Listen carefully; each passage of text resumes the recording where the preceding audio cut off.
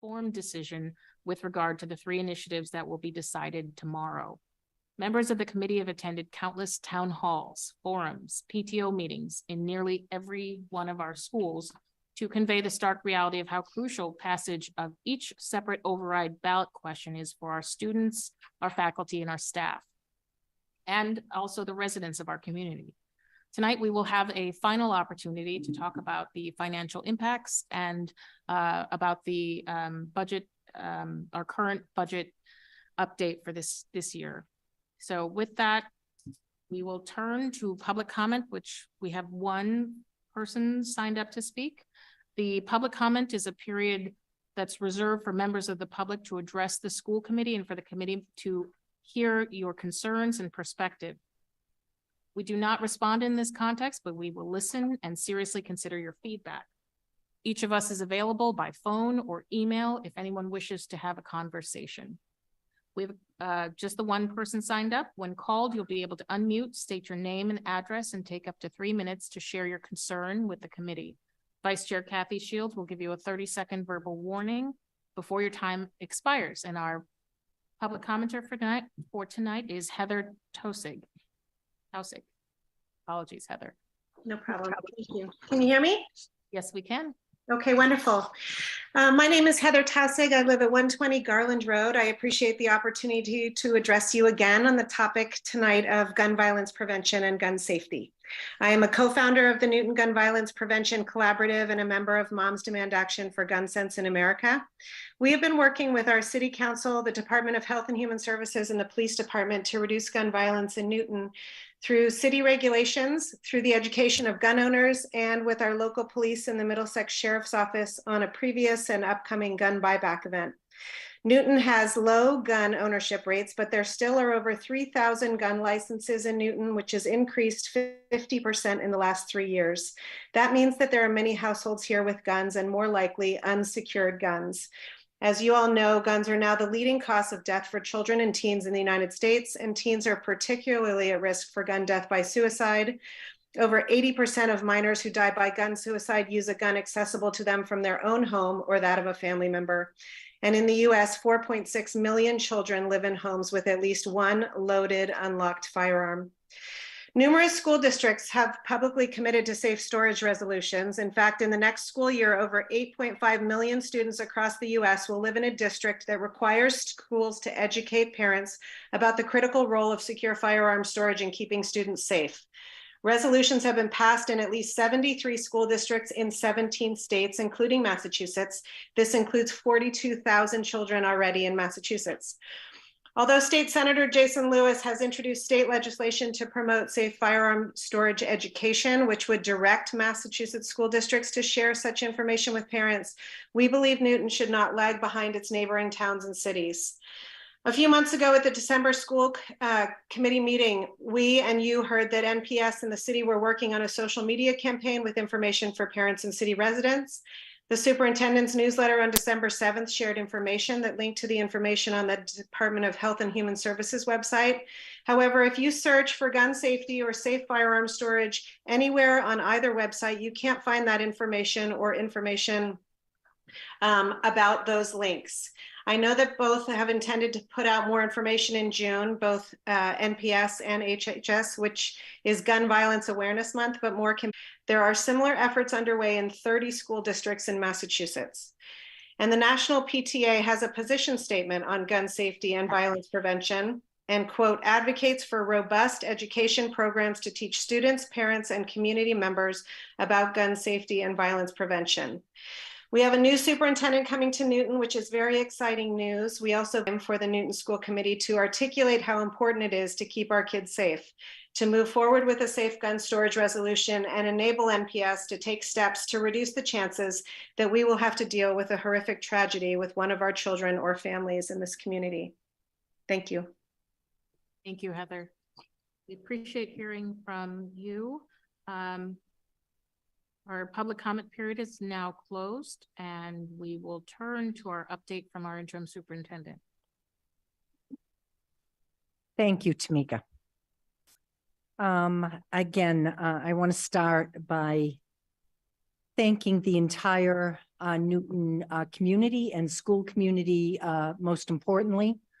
I want to thank all of our school committee members. I want to thank Mayor Fuller for what has been a very, I want to say rewarding past few months. And when I say rewarding, what I'm talking about is having the ability, whether it is through virtual town halls or forums, but the ability to be in every one of the Newton Public Schools, other than one, Bowen, which I will be at in a week or so with the team, to really not only answer questions about our district, about the things we value, about questions parents have, everything from curriculum to school safety, to what's happening in facilities, or so many questions that we have answered.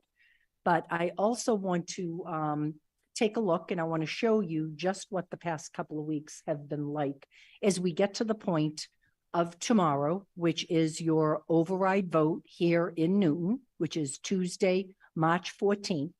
And I also want to assure parents out there, because of course it couldn't just happen without a weather situation going on. This has been the subject of my superintendency, it feels, weather that isn't really clear. And I'm looking at the students as I'm saying this. So isn't really clear. It would be better to be getting feet of snow versus being on that line that you're not sure. And clearly it sounds like a nor'easter, you know, getting the high winds, but is it rain? Is it warm temperatures? So I first of all want to assure everybody that at 4 a.m. I will be on a call with our team, our city team, looking at the projections. I've reached out to other area superintendents. Many of us are doing the same thing. So please rest assured that we will make the best decision possible. And if there is to be any delays, half-day closure, we would let you know or early tomorrow morning. Now, that being said, it could very well be a regular school day. And if not, the thing I want to be clear is the polling places are open. And Mayor, please, you know, share that, but they are open regular time, I think, starting at 7 a.m. The city clerk, Carol Moore, has said no matter what the weather is, polls will be open 7 a.m. to 8 p.m. So again, you know, we will make a decision about our schools and our students, but at the same time, I just want to be clear as I talk about this ending process. So could I go to a couple of slides? You see, here we are. Next one, please.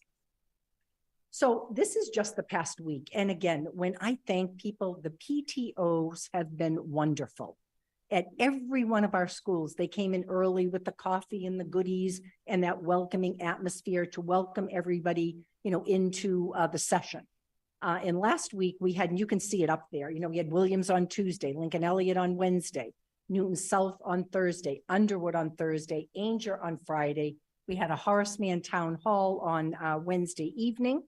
And we also had a Forge meeting, I think on Monday evening. So you can see that we were very, very busy last week. You know, that being said, the picture I'm showing you here is actually Underwood. And I really want to thank our principal, Susie, as far as getting the parents together and also, and talk about, you know, being smart. One of the things that she said to me was, I formerly was the METCO director in Brookline. And what I would do to get parents to come to meetings, many times they have childcare responsibilities, busy nights. And she said we would always do a pizza and an activity for the students. There would be a childcare there and the parents could come. And I want to say, and I know Cove joined me that evening, Tamika joined me that evening. At first, Susie had talked about maybe 48 people being signed up. It was closer to 70 people that we had at that session. So I think lessons learned. As we, you know, try to encourage people to come out and to share with us their concerns or their questions. And what is really exciting about what has happened is I feel good as the superintendent that by bringing our communities together, answering questions, many questions were about the override. And we are able to provide them with as much information as possible, hard questions, making sure that, again, I always say we were good stewards of the dollars. What is the plan? What would be the deficit? What would be the impact on our children? So we were able to have these discussions so that they can make informed choices going forward tomorrow. So I also, next slide, please. You heard me talking often about this isn't just a problem with budgeting and budget drivers. You've heard Assistant Superintendent Liam Hurley join me in saying that, talking about the different budget drivers. One of the things we talked about was having a legislative breakfast for our MASS Tri-County, 44 community superintendents, state legislators present, school committee members present, and our superintendents. And in fact, next slide, please. We did host this breakfast. Mayor Fuller hosted this on Friday, March 3rd, to really just about a full house.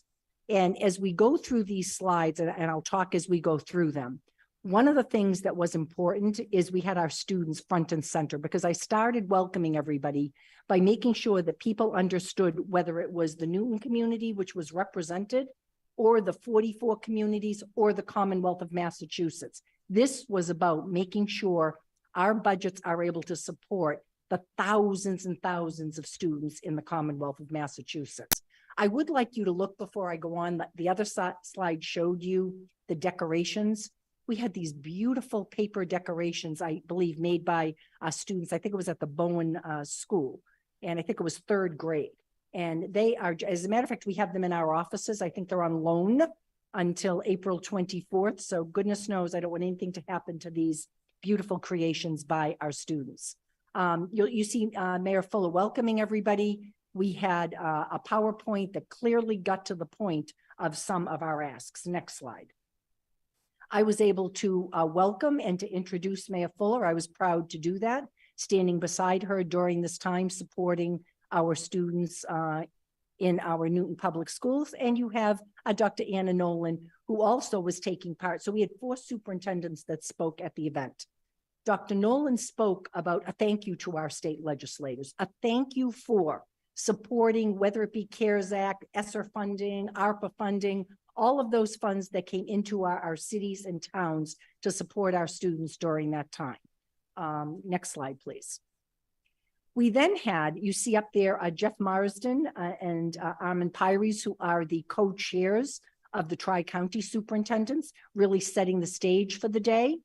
And then we had Superintendent Alan Cameron from Rentham, and what he talked about were the challenges that districts are facing, whether you are a small district, whether you are a large district. And that has been our message out there.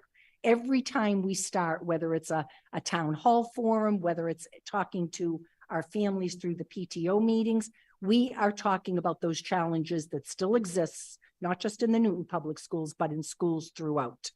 The next speaker was, I believe, Dan Gutekunst, our superintendent from Needham. And Dan talked about the OSD rate, which I have talked about a number of times sitting here. And actually, again, I think he likened it to a very small school with a very small student population, and what the impact was in that school versus some of the larger schools like the Newton Public Schools with over 12,000 students and an impact of $1.8 million, which again, we found out in September. It's not about supporting. Please understand, every superintendent there is supporting places for our students to go, our most complex needs of our students, making sure we have those partners, and really brought to light some of the things we'd like to see. And the last person finishing off was John Antonucci, superintendent from North Attleboro. And John really talked about special education, talked about circuit breaker, talked about asks for how they could help us, not only in this budget, but in budgets going forward. So I will say, Mayor, this was a rousing success. And I will also say that you and I have had conversations, as had superintendents in follow-up meetings, that we need to be following up with our state senators, our legislators. We had a sheet, couple of slides down, please. I wanted you to see, you know, first of all, a thank you to Hattie Kerwin-Derrick from the mayor's office, to your entire team, Mayor. They were out that morning setting up goodies, making sure the tables were just right. I heard you were actually in there the night before, making sure they had wonderful angles, and you had an eye for how that should look for everybody. It was just wonderful. This is, can you go to the next document? This document was handed as far as our legislative priorities. And as I told you, this is going on in every superintendent roundtable throughout the state. So the North Shore, the South Shore, Although Mayor, I heard that day with Tom Scott, the executive director, that we set a really, really high bar for having these events. So as I said, it was, I had the opportunity right afterwards. Mayor, I know you and I have already talked about follow-up, but I had a couple of the aides come up to us from our senator, a representative. I think they were truly, and it wasn't about being impressed. It was, there was an ask. We were really clear. We were, coming together and making sure, again, that we are able to follow up. And I don't have an answer as to what will happen with this, but I assure you that we'll continue to follow up. I think the best part, the next slide, was by far the best. Why don't you go to the next slide, because you can see it a little clearer. So these are our students from Day Middle School. And, they got up there, they were, Principal Jackie Mann was there with some of her staff, and then they performed 3 selections. If I closed my eyes to our high school students, I would have thought they were in high school. That's how excellent they were and really represented our district so well. So I can't thank our, again, Dr. I know it's Smith, Michael Smith and his team. They were just fabulous and really set the tone. So I hope you understand that whether it was featuring our 7th and 8th grade students, whether it was their artwork down to the Fig Newton bars that you can't see on the tables that have wrappers on them that had the artwork of our students. So students were clearly centered as we talked during this discussion. And I think, Tamika, you're a proud mom with somebody. This is true. This is true. And not to be, I guess to finish up is there is Advocacy Day coming up on Tuesday, March 21st at the State House with our Metco partners from across the state. So I met with Lisa Gilbert Smith. I met with Julie McDonough on Friday. So we're talking about what that looks like, because I think if you go to the next slide, it does tell us that currently it has been level funded for FY24 at 29 million. And the program needs are estimated at 32.2 million. So although this is very much, people are really excited. They haven't been together in, as you can imagine, just like I think we were at the War Memorial on the 3rd, a chance to get together and have that discussion. The same thing will be happening for Metco Advocacy Day. So we're going to do our very best to be represented. And again, to not just a fun day, not just in the State House, but to make sure that we are part of whatever those asks will be. So I believe that is my update. I think I've addressed everything at this point. You can see how busy all of us were. And as I said, again, thank you, community. Thank you to parents. Thank you to principals. Thank you to PTOs for giving us the opportunity to share a whole lot of information. And I'm very hopeful that people will get out there and use the information that people were able to provide so you can make an informed choice. Thank you, Kathy. Any questions on an item talked about? I see Emily. Go ahead, Emily. I just wanted to mention that there is an additional opportunity for advocacy about the OSD rate and the out of district tuition. So MASC is having its own day of advocacy, and I will make sure to send that around to my colleagues so they're aware. It's separate from the MASC Day on the Hill. So just be aware that that's happening. And can I put in a quick plug for something that we didn't talk about, but I think we just needs to be on it. So the GELF, which is the Global Education Leadership Fund, they're having their fundraiser, which will be back in person on April 1st. I plan on attending. I know in the past that school committee members have gone, and I hope and encourage members of the public as well as my colleagues to attend. Very good reminder. Thanks, Emily. Anyone else on an item Kathy spoke about? No. Good. Well, I thank you, Kathy. You gave a tremendous rundown of all of the important forums and town halls and everything that the school committee has supported, the city has supported, but you have also supported. And I think we owe you such a debt of gratitude for all of the information sharing and all of the evenings and the events that you've attended on behalf of the Newton Public Schools to really assure our community why these override funds are so necessary. So I thank you for that. I also thank you for putting in the plug for the Medco Advocacy Day. I encourage my colleagues, if you can attend, it is a wonderful cause to support. I did that a few years ago, pre-pandemic.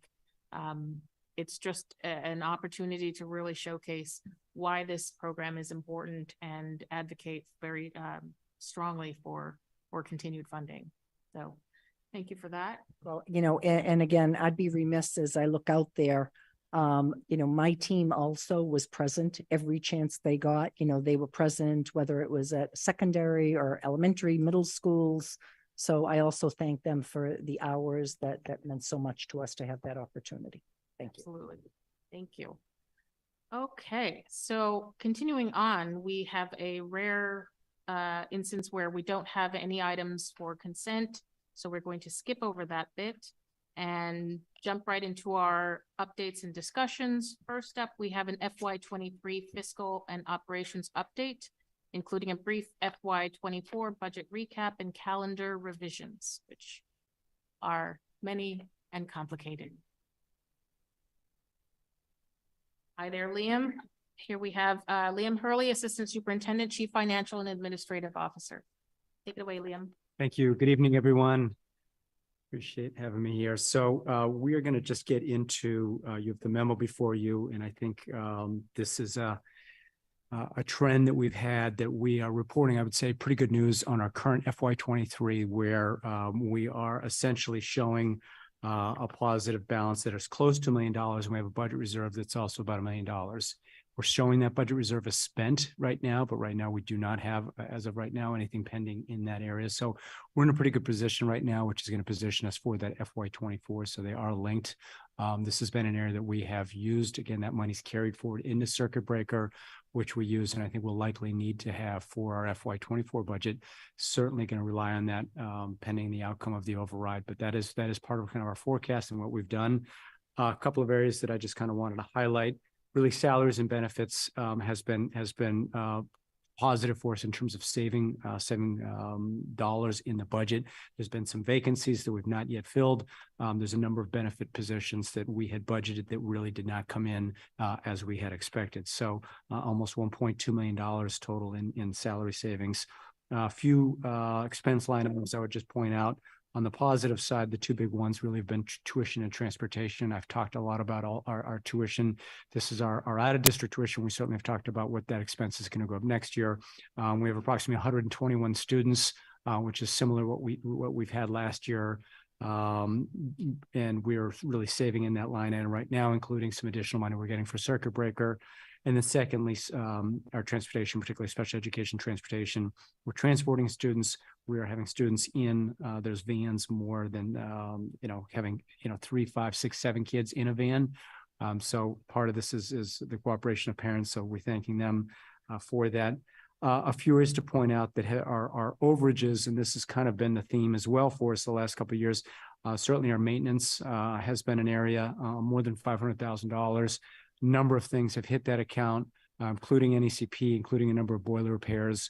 We're still kind of in negotiations, discussions with the city as well about some of the cost for NECP. I would expect that we'll get some of those costs back. So in a situation like NECP, where we've kind of put the cost for control access, security cameras, furniture, things like that. If there is any money left over in that budget, and I know they haven't quite closed out there, I'm hopeful that the school department might be able to transfer some of our expenses there.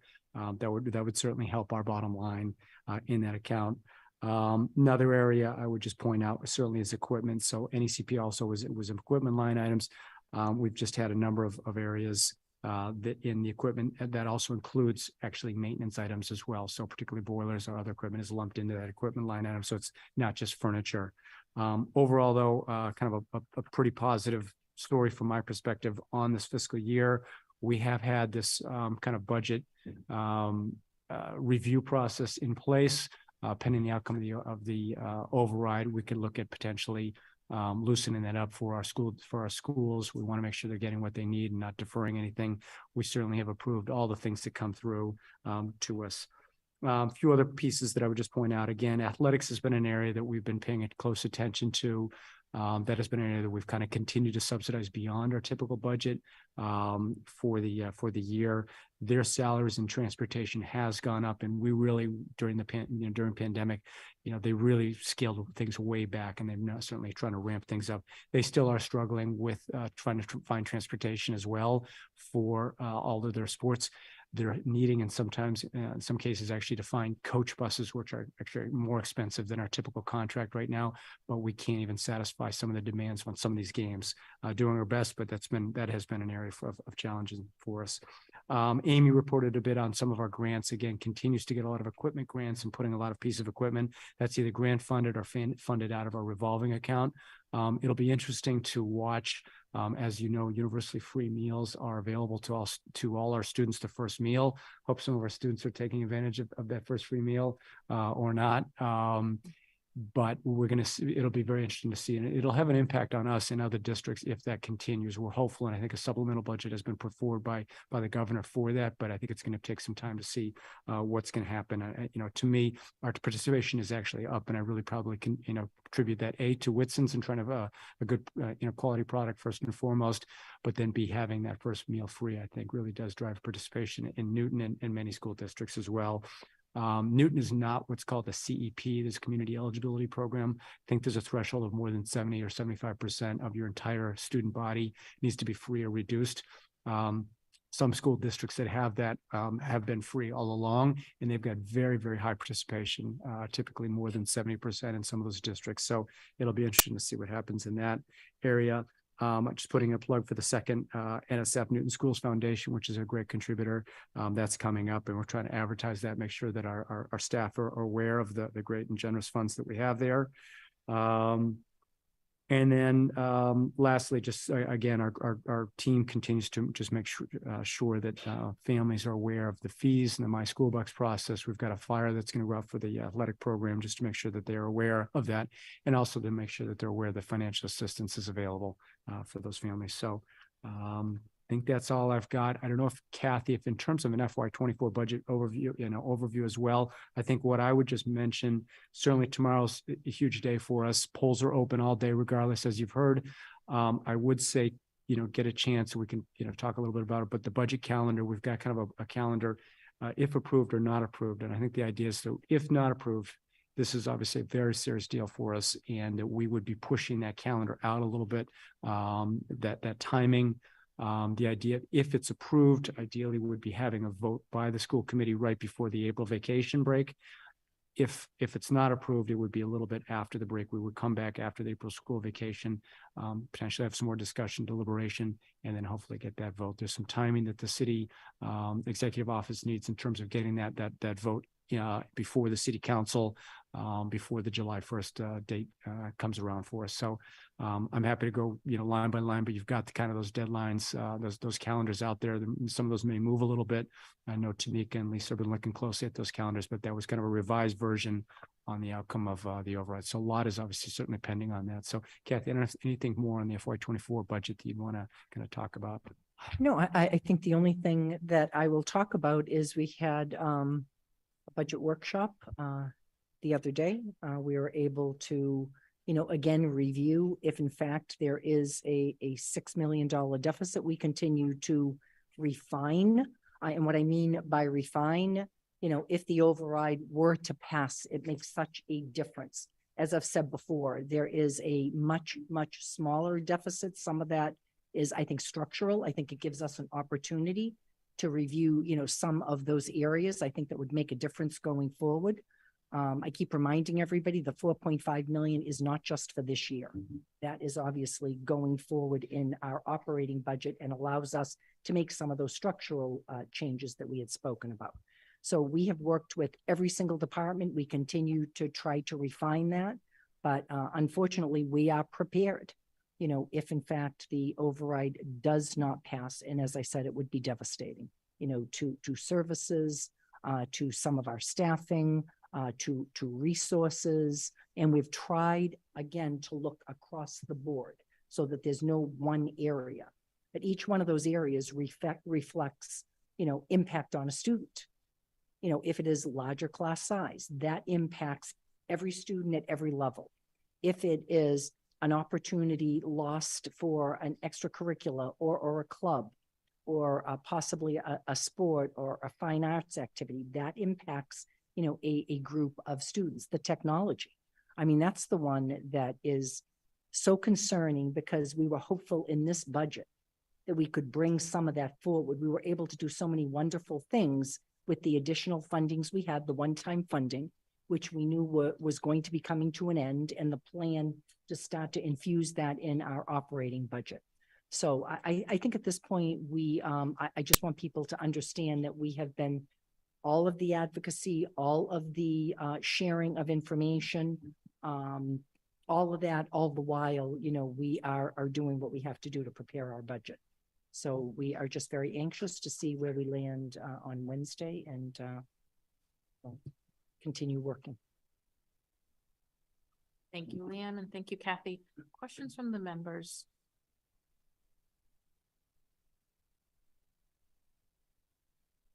For the students? On Ping and then Rajiv. I had just a Or comment, Rajiv and then, okay. which was that the memo was very thorough, and that's why I don't have questions. I think Thank you. I understand where we stand. Yeah, and that's a lot of kudos to Sean and Alyssa on the team. They really, prepared.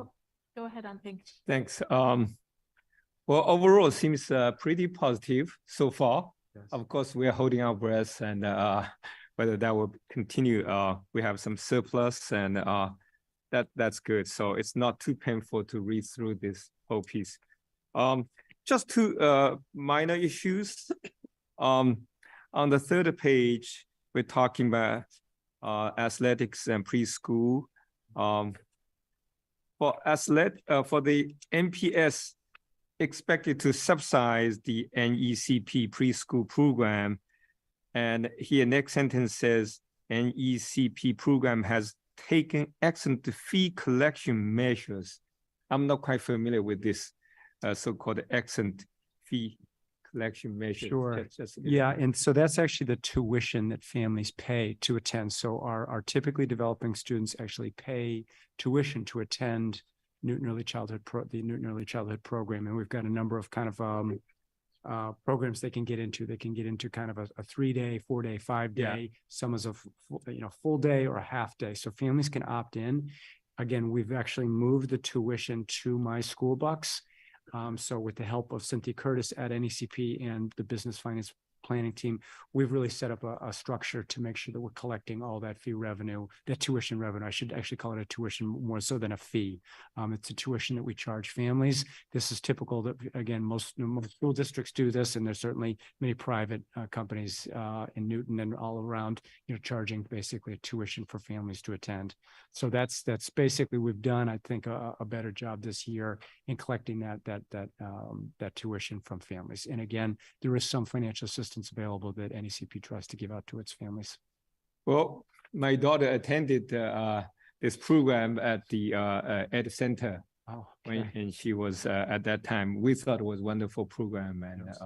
certainly I think helped her to develop an appreciation of the diversity and the students, with developmental challenges, and certainly thanks for that. Next is also related. So says that, next page says fees. So the business office has been working diligently to expand access to the families to apply for the district financial waivers and to internal stakeholders so that all parties are aware of and can access this support. So we're developing, as you mentioned, some or have some new mechanism to pay the fee, but also to apply for waiver. Yeah, so we've Julie Athanasiadis in our office has really tried to streamline the fee process in Aspen, which is our student information system. So families can go in there, and many school districts have a very laborious process for applying for it. You actually need to submit tax return information, sometimes 2 years worth of information, all family members' information, and oftentimes typically a pay stub. We ask families a very simple family size and and last year's income. We ask for a very simple amount of information, And, this document, we've got a flyer that's going to go out particularly to the athletic programs that we've developed with our two athletic directors to make sure that these families, know how to access My School Bucks and to make sure that they know that they can apply for financial assistance if it's necessary and needed. Yeah, thanks for that. And by the way, I in my networks, I know sometimes families ask, oh, what's the password, how to access this information, that information. Sounds like some parents are still learning. Of course, language could be issue, and I appreciate that to give the post or flyers to the coaches. Yes. And I think this is probably very helpful to some needed families. They do need this, and after all, this our athletic and cultural programs, a wonderful school resource. We hope all the family can enjoy if they feel this will be wonderful to their kids, learning and development.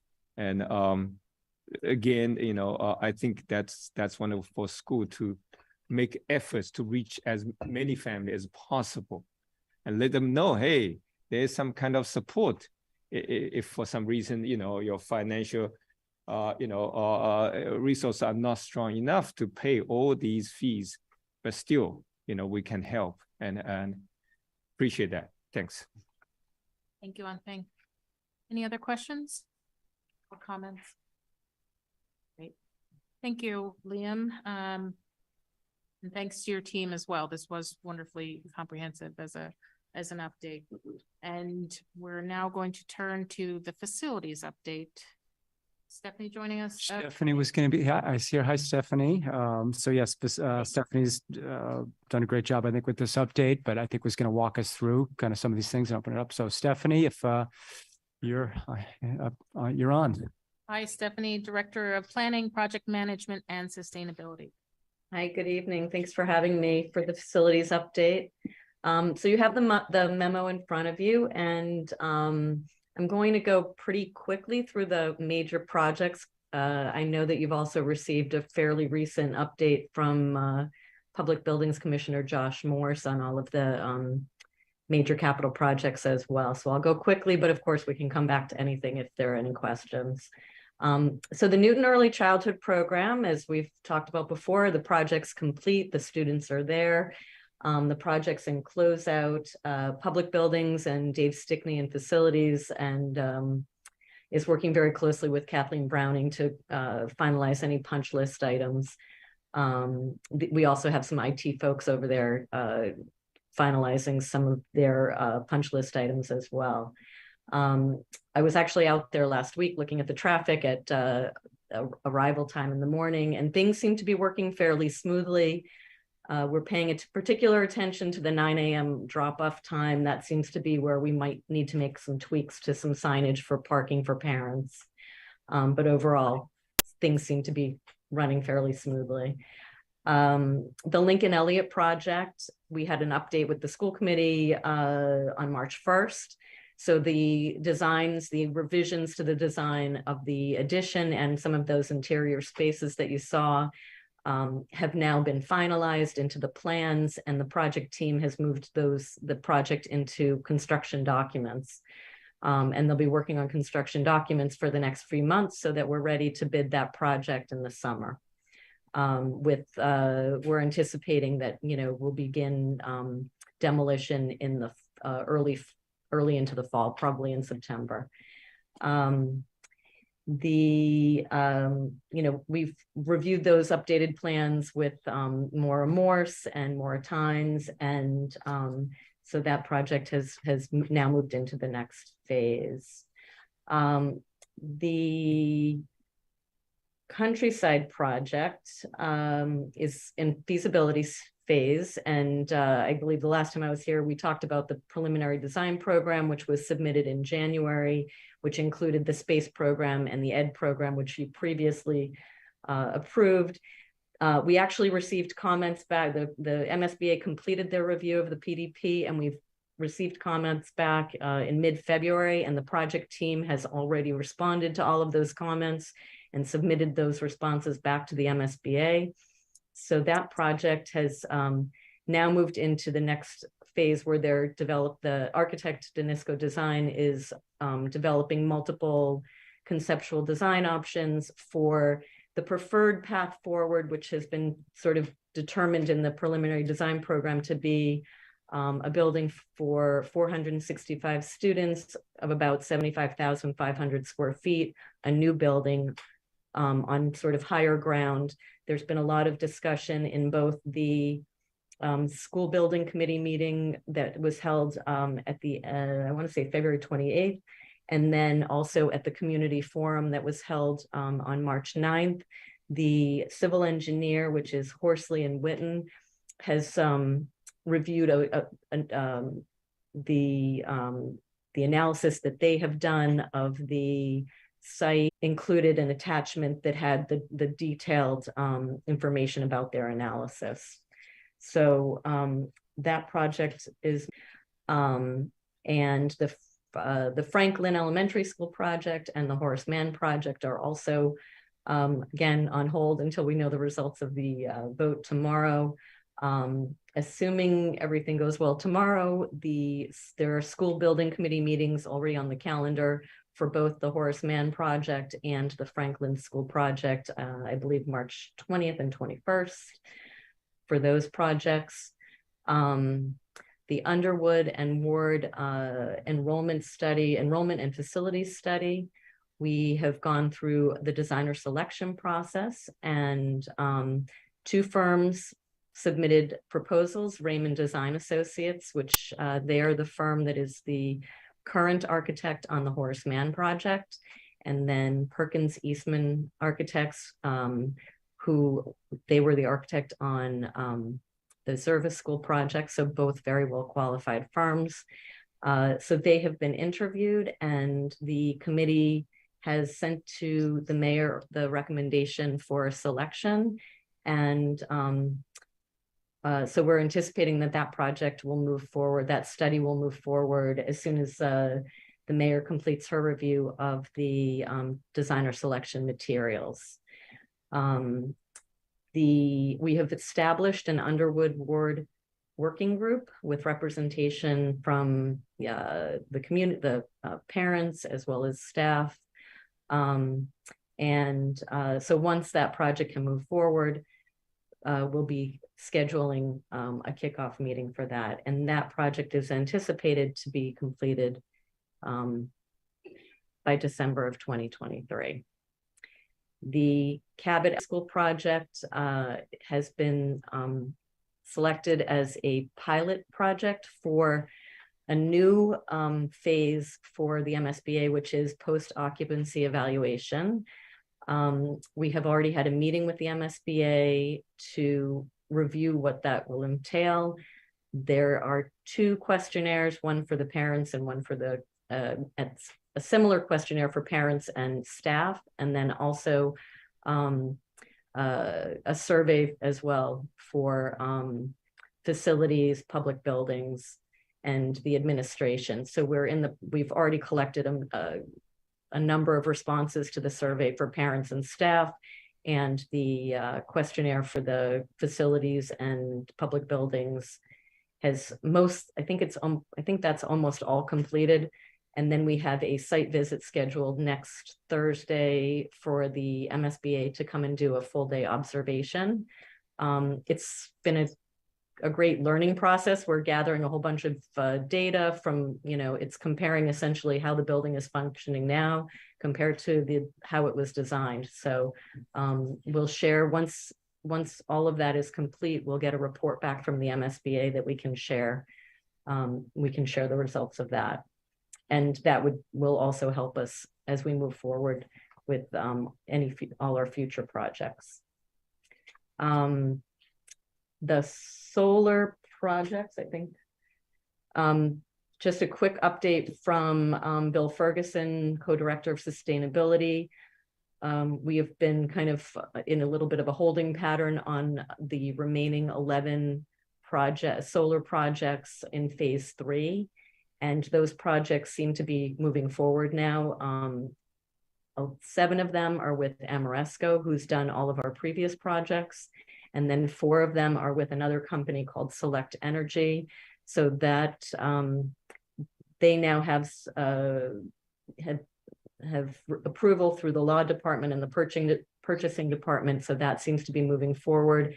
And we're looking forward to those projects being completed by the summer of 2024, possibly sooner if things are, depending on how things are move forward, but that's our target date right now. Couple of quick updates on from sort of the transportation piece. In our last facilities update, we reported that we had just literally, I think the day before that update, received notice that we had been awarded a Mass DOT Safe Routes to School infrastructure grant for the Route 9 Parker Road intersection. The application had gone in for a little over $600,000. There was a kickoff meeting on that project with Mass DOT, and we were notified that that amount has actually been doubled, which is great news. And they are anticipating they're actually in the process of scheduling a site visit where they do some observations. They will have a bunch of people stationed at different areas to observe during arrival and dismissal time. And so that project, it's in a long timeline, is expected to be into construction in 2026 with completion in 2027. And then there's the new director of transportation planning, Josh Ostroff, hopefully I'm pronouncing that right, is just kicking off a Newton bike and pedestrian network plan advisory committee. So we'll be participating in that with our Safe Routes to School partners as well. And I believe that has a schedule that's, it'll be over the coming year, basically. We have a number of updates from Parks, Recreation, and Culture also with projects that they are working on our school sites or near our school sites. Lighting at Newton North High School Stadium. So I'm not going to go through them all, but there's a number of projects. There's as well as other sites around the city. And that's May 7th. Just thank you. Thank you. Thank you very much. And the Dudley Road update, I just very quick update. That went through a go ahead. A proposal process to look at potential development of the Dudley Road property, and Now Communities Civico Development was selected to explore their concept. So that has moved. They are now in communication with the property seller, and I don't know if the mayor has any other updates on that. I had a very brief update on that one.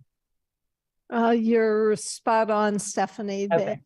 Now Civico is still in discussions with the property seller. Too early to know. Okay. Say much of anything. So that was quick, but certainly if there are any. Thank you, Stephanie. We appreciate that. Questions from the members. Go ahead, Brigitte. So, a question to both of you around the soon to be new Lincoln Elliott site. Since it's vacant now, can we put it to any use for the spring and summer before demolition begins in the fall? So I think it's a good question. I know that we are actually trying to prep the building and move, any remaining furniture. We actually were using that building for some storage for all the pieces, all the moving pieces we had for COVID. So we've got a number of things to actually get out of that building. The building, the lowest level, had been kind of a workshop area. To the extent possible, I believe we have turned off the utilities to that building as well. We really want to make sure that we, to the extent we can save some money there. They may have it on very low heat, but I think for the extent possible, they've really tried to turn that down.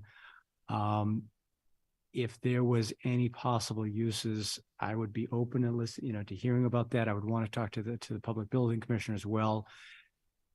the real goal is really to get this ready for some demolition. So it would have to be a very short-term use. I mean, a custodian there at the building, things like that. So it's really not staffed at this point significantly. I was wondering about something like one of the Parks and Rec summer camps or something like that. Yeah. Obviously, we can't do anything very extensive. We don't want to reset it up as a school. Right. So I didn't know if there were any plans along those lines.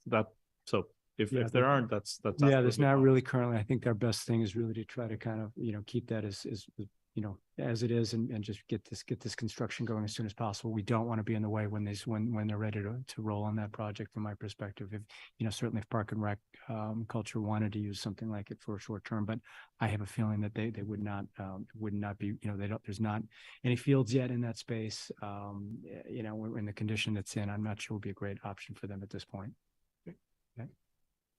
Thanks, Rajiv. Chris, question? Go ahead. Yeah, quick question. Thanks, Stephanie. What's the timing on the Ward Underwood working group? As soon as the final selection's been made, I would guesstimate that sometime in April to kick that off. Just to clarify, it hasn't quite made it yet to me, Stephanie. Oh, okay. I'm sure any moment now. I will quickly make up my mind. All set, Chris, or Fine. any others? Go ahead, Emily. Well, I just want to say a quick kudos. I don't know what word it is, but I'm very excited by the fact that the grant that we got was doubled for Parker and Route 9 intersection, which has been an issue for many, many, many years. And while there have been great improvements to it, I think the benefit to the South Oak Hill and Brown community could be really good. So I'm thrilled to hear that. Yeah, we're very excited. We were stunned and excited to hear that. Thank you, Emily. Any others? And I have a quick thought of my own. With regard to the Ward Underwood working group, as Kathy said earlier in her interim, we were blown away by the parents, Cove and myself, the parents from Underwood who were there in full force. What do you say, 70, 80 of them? It's just 70. It was a lot of parents. And one of the things they were deeply concerned about, as you might imagine, was the Ward Underwood working group, what was going to happen with their school. And so I can't imagine that the Ward folks are any less interested in making sure that there's a ton of community engagement and making sure that they are kept apprised of the process. One of the conversations that came out afterward with a parent who was there was that it might be really helpful to bring them along in terms of why a small school is not good in this particular instance. And so perhaps scheduling a meeting just at the start of the process to make sure everyone understands what it is we're doing, what are the range of options you're looking at, everything under the sun, right? And just making sure that they're there from the start, because you're going to need them throughout the process. I just wanted to share that with you. I know that's already on your mind, but this was real life intel that we were able to gather from a really, engaged group of parents. Yeah, that's great feedback and certainly want to do that. I think that's fantastic. So we have this working group, but I think that's a good point that we want to engage similar, almost kind of, with the kind of cabinet decision, making sure we maybe go to the schools and have a forum where parents can meet and hear some of the ideas and also let us know, their concerns or ideas they may have. So that's great feedback. Great. Oh, go ahead. I just want to do a really quick follow-up without stepping on the toes of the mayor's decision. But I was also at the designer selection committee selection meeting that happened for this particular project. And I know the selection has yet to be made, which is fine, but I think that it's important to know that in the discussions around it, that the concept and the importance of community engagement and ability to do really good community engagement was definitely a priority in the conversations. Thank you, Emily. If I can Go ahead. I mean, I think the thing to remember, and I know this, is that these parents haven't seen these other schools. I mean, so their perspective is only this place that they've been. And so I think, you know, I was talking to some just about what these other places could have to offer. So I think it's really important to like remember that we have an overview, but people in the school don't necessarily. Thank you, Liam. Thank you, Stephanie. We appreciate it. Thanks, everyone. Shockingly, we are through our posted agenda items, but I have to first take the opportunity to apologize for Kathy for my cell phone interrupting your interim update earlier. Apologies for that. And with that, we have concluded the posted business for tonight's meeting. I can't stress folks at home how incredibly important it is for you to get out and vote tomorrow, inclement weather or not. 8 a.m. to 8 p.m. 7 a.m. 7 a.m. 7 a.m. to 8 p.m. Thank you. Important correction.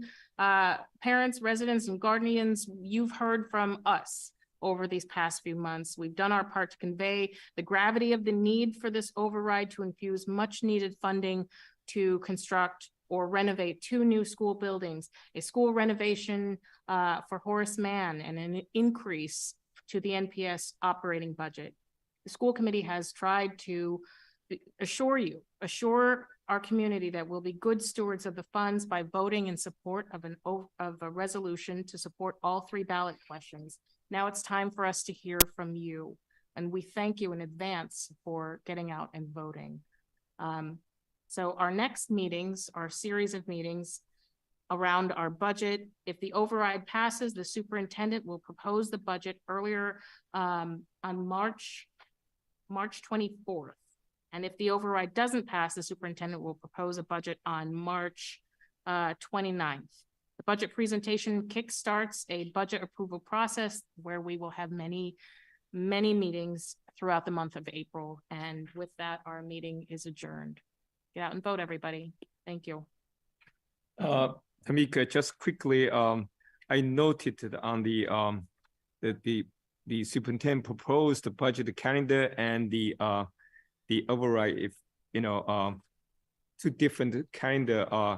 The meeting time on this is starting at 6:30, and this one on 7 p.m. So, Okay, whether it's 6:30 or 7 or we'll figure that out offline and make sure you get a okay. fresh copy. If we could just, once we're at that point, like confirm, because like I feel like I've been changing the dates in my calendar. Yeah. too. So I think once. I think we'll probably stick with our 6:30. It's our new norm. Yeah, I have no problem. Just Thank you. when I'm writing down this on my calendar, I say, oh, what's that time? Okay. Go on, Ping, good Yeah. catch. And with that, our meeting is adjourned. Thanks, everyone. Good night. Record.